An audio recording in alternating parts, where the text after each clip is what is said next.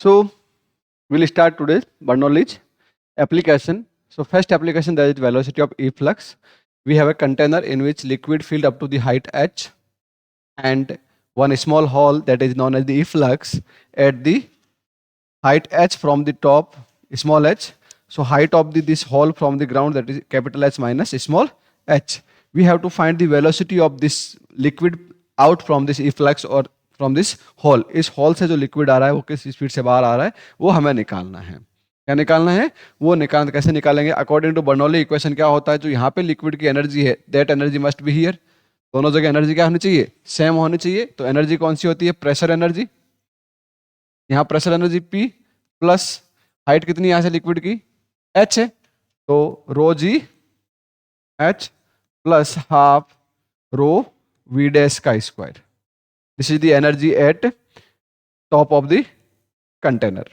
Okay, now energy at this part at efflux, that is pressure Pa plus potential energy height h minus h, तो रो g capital H minus small h plus half rho v square. Half rho v square. अब हमारे पास क्या होगा? P A से P A cancel, तो क्या होगा? Rho g H plus half rho v dash का square equal to rho g H अंदर मल्टीप्लाई कर लें minus rho g small H plus half rho V square. यहां से रो जी एच से रो जी एच क्या हो गया? कैंसिल. अगर बात करें V dash as compare to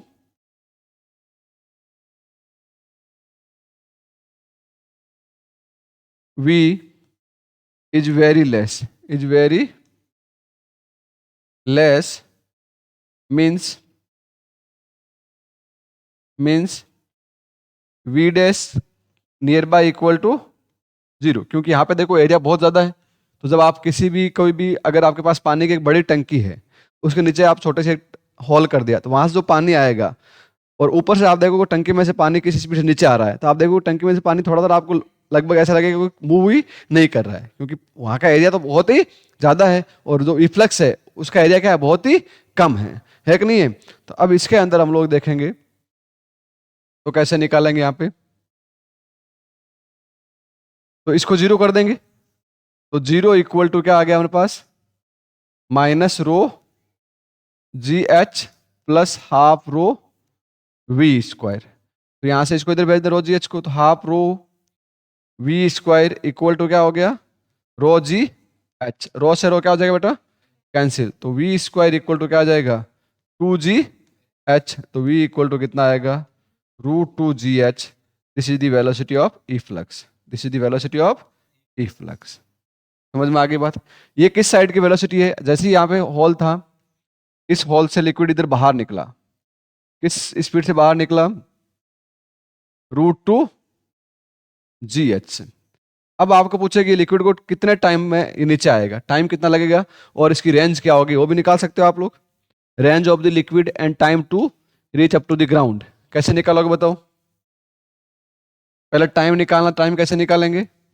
time and range निकालनी है. तो टाइम कैसे फाइंड करोगे बताओ? डिस्टेंस कितनी है? h minus h. Initial velocity आपके पास है, तो कौन सा फॉर्मूला लगाओगे? h equal to u t plus half a t की जगह पर जी टी स्क्वायर हो जाएगा. h कितना है? Capital S minus small h.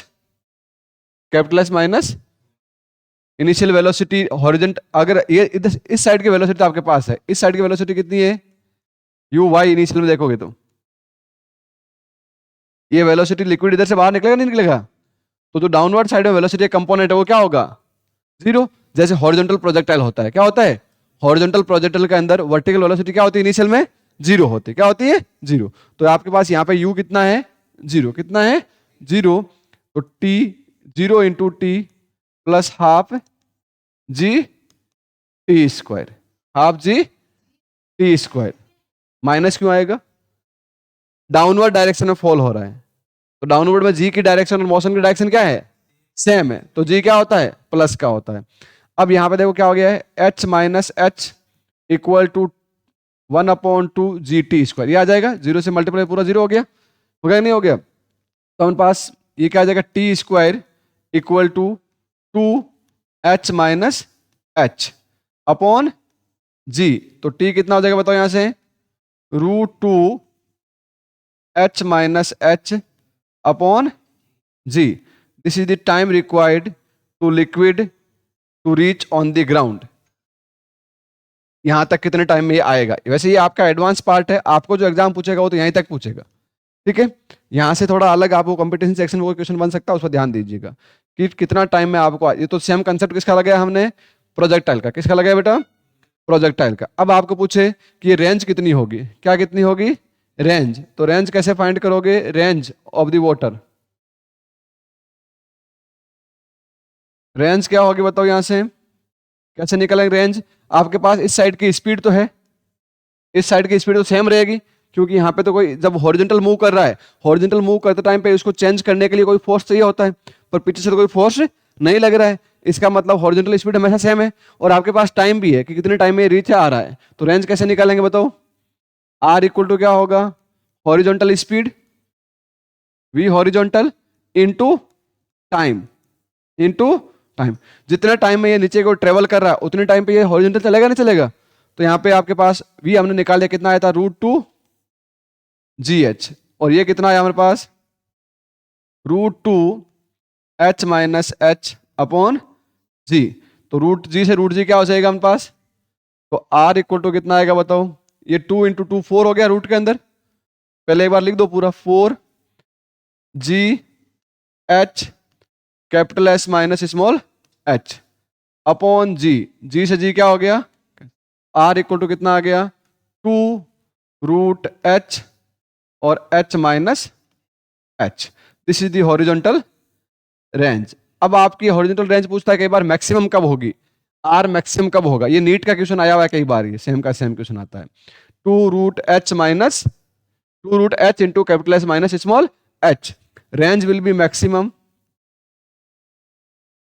Range will maximum when capital small h is equal to capital H upon 2, small h is equal to capital H upon 2। जब एकदम half में हो तो range क्या होगी, मैक्सिमम होगी। तो हमारे पास R इक्वल टू क्या आ जाए उस केस में बताओ, 2H/2 into H minus H/2। तो ये कितना, ये भी H/2 होगा, तो क्या हो जाएगा, R equal to 2H/2 into H/2। तो क्या आएगा हमारे पास, एक H/2 बाहर आएगा, तो 2 इंटू H/2, फाइनल आंसर कितना बना, H। So when fall at middle of the container, then range of the liquid will be same as height of the container. Height of the container, no, height of the liquid, height of the liquid in container, उसके equal क्या होगी, range होगी।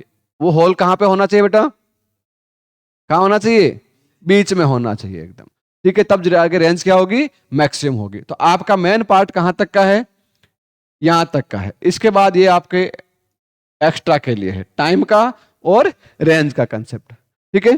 तो यहां तक पूरा लिखिए। अब देखिए नेक्स्ट अपने पास दूसरी एप्लीकेशन जो इंपॉर्टेंट एप्लीकेशन है, that is venturi metre.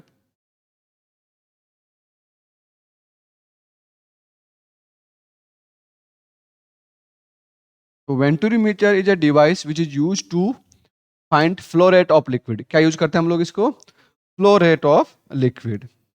Device used for calculation of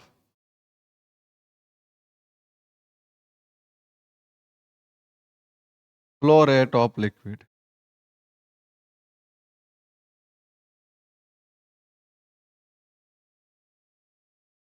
liquid की फ्लो रेट फाइंड करने हम लोग क्या करते हैं, वेंचुरी मीटर का यूज करते हैं। किसका यूज करते हैं, वेंचुरी मीटर का यूज करते हैं। तो वेंचुरी मीटर एक इस टाइप की डिवाइस है, तो बाद में लिख लेना, पहले साथ में कोई नहीं लिखे। इस तरह की एक डिवाइस है जो डिफरेंट क्रॉस सेक्शन एरिया है इसका।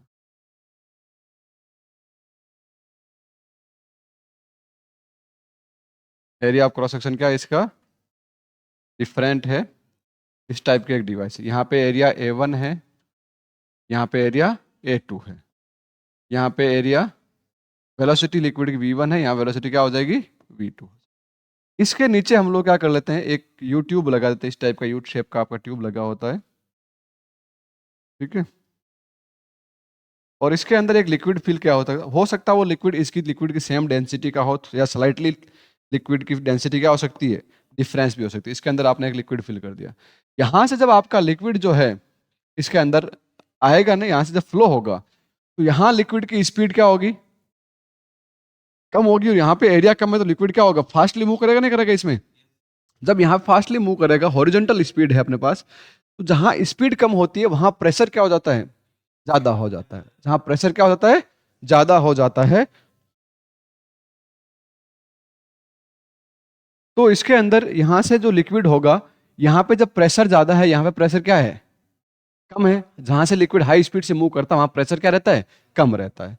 तो हमारे पास जब यहाँ प्रेशर कम है तो लिक्विड क्या होगा, इस साइड ज्यादा प्रेशर का लिक्विड यहाँ डाउनवर्ड डाला जाएगा, और इधर वाला जो अपने पास पार्ट है इसमें लिक्विड क्या हो जाएगा, ज्यादा हाइट तक जाएगा। तो यहाँ से यहाँ तक लिक्विड कॉलम का डिफरेंस क्रिएट हुआ। क्या क्रिएट हुआ, हाइट का डिफरेंस। मान लीजिए अपने पास कितना आ रहा है, H आ रहा है। कितना आ रहा है, H। जिस लिक्विड की फ्लो रेट आपको फाइंड करिए, इस लिक्विड को हम लोग यहाँ पे लगा देंगे, इसे फिक्स कर देंगे। लिक्विड यहाँ से पूरा मूव करेगा नहीं करेगा, ठीक है। अब अकॉर्डिंग टू बर्नौली इक्वेशन क्या होता है बताओ, अकॉर्डिंग टू बर्नौली, इसके अकॉर्डिंग या बर्नौल के अकॉर्डिंग, क्या होता है बर्नौल है? क्या होता है बर्नौल, यहाँ बर्नौल है कि बर्नौली है, बर्नौल क्या होता है तो है, बर्नौल नहीं सुना है, वाह भाई वाह, ठीक है। तो बर्नौलीज के अकॉर्डिंग क्या होगा, टोटल एनर्जी क्या रहेगी लिक्विड की फ्लोइंग की, constant.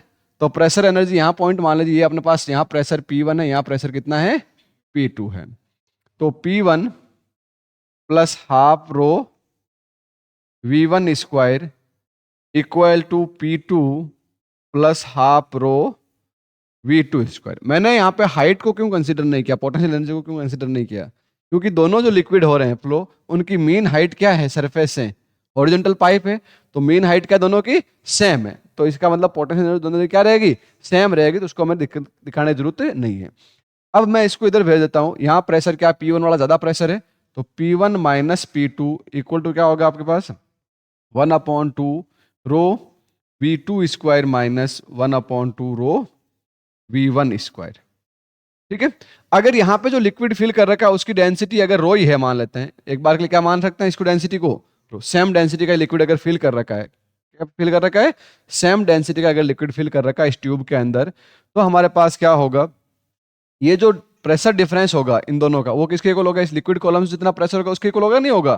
So that is equal to rho GH, किसके इक्वल हो जाएगा, इक्वल टू 1/2 रो कॉमन ले लें पूरे में से, तो क्या आया V2 का स्क्वायर माइनस V1 का स्क्वायर। रो से रो क्या हो जाएगा, कैंसिल। तो हमारे पास क्या बन गया यहाँ से कि V2 का स्क्वायर माइनस V1 का स्क्वायर इक्वल टू क्या हो गया हमारे पास, 2GH, 2GH। हमारे पास according to equation of continuity क्या कहता है, ये इक्वेशन नंबर 1 देते हैं। By equation of continuity, continuity की इक्वेशन क्या कहती है पता है, A1V1 इक्वल टू A2V2। तो हम लोग ये लिख सकते हैं यहाँ पे कि यहाँ से क्या हो जाएगा, V1 इक्वल टू क्या हो जाएगा बताओ, A2/A1 इंटू V2। ये वैल्यू डाल सकते हैं हम लोग, ठीक है। इक्वेशन ये बन गया हमारे पास 2 फ्रॉम 1 एंड 2 क्या होगा, फ्रॉम इक्वेशन 1 एंड इक्वेशन 2, 1 और 2 से क्या होगा बताइए, 1 और 2 से क्या होगा जल्दी बताओ, यहां से वैल्यू डाल देंगे, V2 का स्क्वायर माइनस A2 का स्क्वायर अपॉन A1 का स्क्वायर इंटू V2 का स्क्वायर इक्वल टू 2GH। पूरे में से V2 स्क्वायर कॉमन ले सकते हैं, यहाँ क्या बचा 1 माइनस A2 का स्क्वायर अपॉन A1 का स्क्वायर इक्वल टू 2GH। तो अब यहाँ बताओ मुझे क्या होगा यहाँ से सॉल्यूशन में, V2 स्क्वायर इक्वल टू, या इसको पहले लिख देते हैं A1 का स्क्वायर माइनस A2 का स्क्वायर अपॉन A1 का square equal to 2GH। V2 का स्क्वायर इक्वल टू क्या होगा उन पास, A1 का स्क्वायर अपॉन A1 का स्क्वायर माइनस A2 का square into 2GH। Square root कर दोनों साइड में, तो V2 इक्वल टू कितना आ जाएगा उन पास, ऊपर तो A1 आ जाएगा और बाकी पूरा रूट में आएगा, क्या आएगा 2GH अपॉन A1 का स्क्वायर माइनस A2 का स्क्वायर। क्योंकि इसका तो डायरेक्टली हमारे पास स्क्वायर रूट हो जाएगा, इसमें तो हम लोग डायरेक्टली स्क्वायर रूट नहीं कर सकते, इसको समझ लेते ना A1 माइनस A2, इसका स्क्वायर हटा दो, ऐसा हटता नहीं है, ठीक है। अब हम लोग देखें, हमें निकालना है फ्लो रेट, और आपको पता है फ्लो रेट क्या होती है, flow rate Q equal to होता है A into v. Flow rate क्या होता है, Q equal to A into, तो Q equal to flow rate क्या होगा A इंटू वी। तो यहाँ पे अगर फ्लो रेट की बात करें हमें क्या चाहिए, A2 into V2, A2 into, तो Q इक्वल टू क्या होगा A2 into A1 root 2GH upon A1 का स्क्वायर माइनस A2 का square, that is the flow rate of liquid. ये हमें निकालना, और this is the application of Bernoulli, ठीक है। सेकेंड एप्लीकेशन हमने पढ़ ली। इस तरह से बर्नौली की और भी एप्लीकेशन हम लोग देखें तो हार्ट अटैक का जो कंसिडर होता है, हार्ट अटैक जो आता है that is also application of Bernoulli. क्यों होता है, जब पता है हार्ट अटैक, जब ब्लड जो वेन में से फ्लो होता है, when blood flow through the veins, उस केस में क्या होता है, हार्ट अटैक भी बर्नौली बेस्ड है। हार्ट अटैक जो आता है ये भी बर्नौली का कंसेप्ट है। इसमें क्या होगा, जी वेन से जब लिक्विड फ्लो होता, मान लीजिए आपकी वेन है, अब वेन के अंदर ब्लड का क्लॉट होना शुरू हो जाएगा, क्या होगा, तो यहां ब्लड जम गया मान लीजिए, अब ब्लड जम जाएगा तो यहां पे एरिया क्या हो गया, एरिया कम हो गया। अब यहां से जो ब्लड पास होगा उसकी स्पीड क्या होगी, बढ़ेगी, कम एरिया से स्पीड बढ़ेगी, स्पीड बढ़ेगी तो इसके अंदर का जो प्रेशर है वो अंदर का प्रेशर आपका डिक्रीज हो जाएगा, और बाहर का जो प्रेशर है वो तो सेम रहेगा, उसमें कोई चेंज नहीं आएगा। अब ये बाहर का प्रेशर इसको क्या करेगा, कंप्रेस कर देगा, और जैसे ही कंप्रेस करेगा ये वेन पूरी तरह से क्या हो जाएगी, ब्लॉक हो जाएगी, और ब्लॉक होता ही क्या होगा, हार्ट में से जो वेन्स के अंदर से ब्लड का फ्लो बंद हो गया, फ्लो बंद होने से क्या हो जाएगा,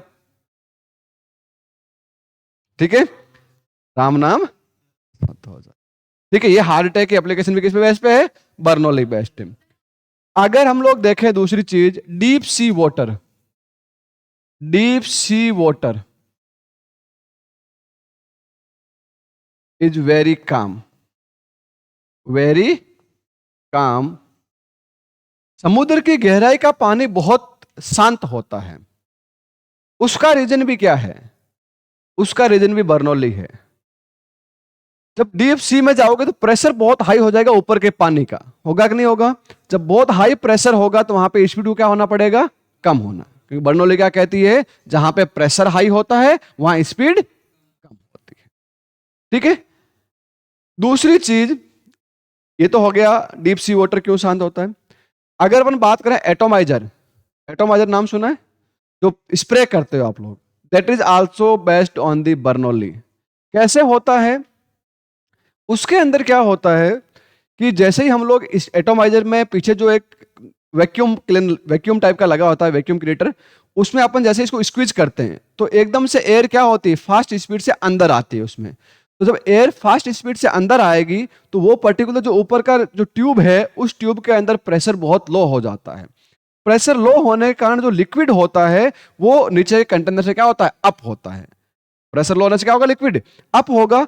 अब अपन जैसे ही उसको जो जहां पे हमने एयर को कलेक्ट किया है उसको वापस से स्क्वीज करेंगे, छोड़ेंगे उसको, तो वो एयर वापस से हाई स्पीड से क्या निकलेगी, बाहर निकलेगी, और उसके साथ साथ वाटर के ड्रॉपलेट भी क्या आएंगे, बाहर आएंगे। That is also application of Bernoulli, कि जैसे ही हम लोग स्क्वीज करते हैं, उसके पीछे जो लगा होता है वैक्यूम वाला, तो स्क्वीज करने से क्या होगा, हाई स्पीड से एयर अंदर आएगी, तो हाई स्पीड से एयर अंदर आने से उस पर्टिकुलर ट्यूब के अंदर जो प्रेशर है दैट विल डिक्रीज।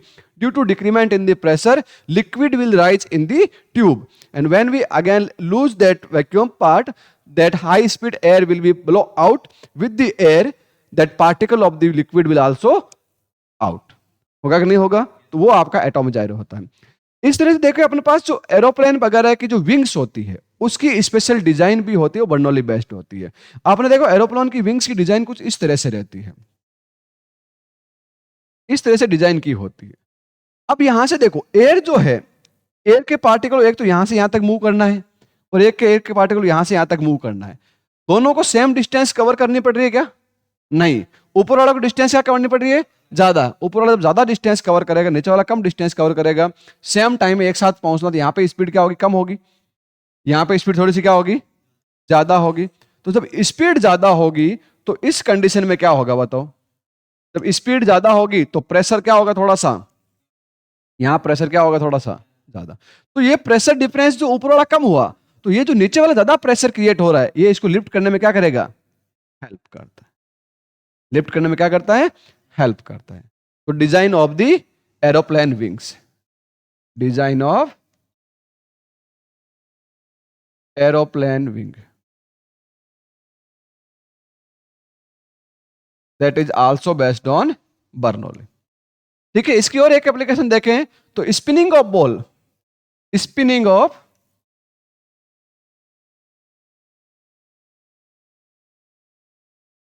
उसमें भी क्या होता है, बॉलर जो होता है यहां से वो इसको कंप्रेस करने की कोशिश करता है। क्या करता है, प्रेस करने की कोशिश करता है। प्रेस करने की कोशिश करेगा, यहां पे इसको लूज छोड़ता पार्ट को थोड़ा सा, तो जैसे इसको प्रेस करेगा, यहां के जो बॉल के मॉलिक्यूल है that pressure will be high, pressure क्या होगा, हाई होगा।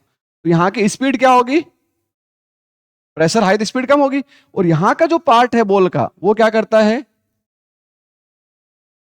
प्रेशर कम है तो स्पीड क्या होगी इसकी, इसीलिए बॉल क्या करती है, स्विंग करती है, स्पिन करती है। जो स्विंग होता है बॉल का हवा के अंदर, अपन देखते हैं बॉल घूमती है, तो बॉल घूमने का रीजन भी क्या होता है, प्रेशर डिफरेंस क्रिएट होता है। जहां प्रेशर ज्यादा होगा, जो ऐसे दबा के रखे वहां प्रेशर ज्यादा है, तो वो वाला पार्टिकल जो बॉल का वो कम स्पीड से मूव करना चाहेगा, और ये वाला पार्ट क्या करेगा, हाई स्पीड से मूव करना चाहिए। इसलिए बॉल क्या करती है, स्विंग करती है। क्या करती है, स्विंग करती है, या टप्पा खाने के बाद स्पिन भी करने का रीजन यही होता है, प्रेशर डिफरेंस क्रिएट होता है। क्या क्रिएट होता है, प्रेशर डिफरेंस।